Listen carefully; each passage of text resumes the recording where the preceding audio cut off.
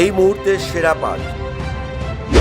যন্তর মন্তর এখন অতীত, নতুন আন্দোলনের কথা শোনা যাচ্ছে এবার বিদ্রোহী ছাত্রদের মুখে। ইতিমধ্যেই ছাত্র যুবদের আন্দোলনের মুখে কেন্দ্রীয় শিক্ষামন্ত্রীর পদ থেকে ইস্তফা দিয়েছেন ধর্মেন্দ্র প্রধান।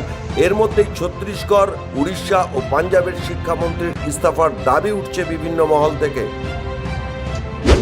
এক সপ্তাহ ধরে সংসদে কার্যত অচল অবস্থা চলার পর আজ হাই ভোল্টেজ অধিবেশন। সোমবার সংসদ বসতেই উত্তাল হয়ে ওঠে লোকসভা। সোমবার সংসদে পেশ হতে চলেছে প্রশ্নপত্র ফাঁস রুখতে সংশোধনী বিল। এদিকে বিরোধীরাও ক্রমাগত তাদের আক্রমণ চালাচ্ছে।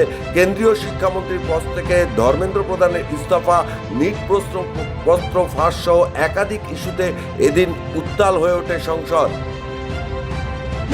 মুখ্যমন্ত্রী শুভেন্দু অধিকারীর উত্তরবঙ্গ সফরকে ঘিরে কড়া নিরাপত্তার বন্দোবস্ত। সকাল থেকে জেলা শাসকের কার্যালয়ে কর্মসূচি সেরে মুখ্যমন্ত্রী সোজা চলে যাবেন ময়নাগুড়িতে জল্পেশ মন্দিরে পুজো দিতে। সেখান থেকে বেশ কিছু কর্মসূচি সেরে তিনি শিলিগুড়ি উত্তরকন্যার উদ্দেশ্যে রওনা হবেন। সপ্তাহের শুরুতেই ভোগান্তি। সোমবার কলকাতায় 12 ঘন্টা অ্যাপ ক্যাব ধর্মঘটের ডাক দিয়েছে সিটু। সকাল 6টা থেকে ধর্মঘট চলবে সন্ধ্যে 6টা পর্যন্ত। সেক্ষেত্রে নির্দিষ্ট সময় অ্যাপ সার্চ করে নাও মিলতে পারে কোনো ক্যাব। অ্যাপ নির্ভর বাইকে যারা যাতায়াত করেন তারাও পড়তে পারেন ভোগান্তিতে। জানা গিয়েছে সিটুর ধর্মঘটকে সমর্থন করেছে বাইক ও ট্যাক্সি সংগঠনগুলিও।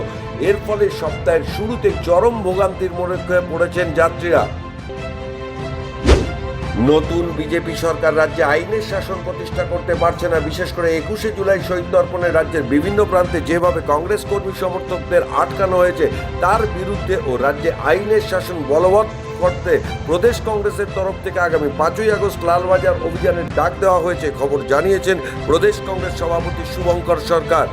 এখনকার মতো আপডেট এই পর্যন্ত। সমস্ত খবর ও আপডেটের জন্য চোখ থাকুক নিউজ পোল বাংলায়। নিউজ পোল বাংলা, খবর বিশ্বজুড়ে।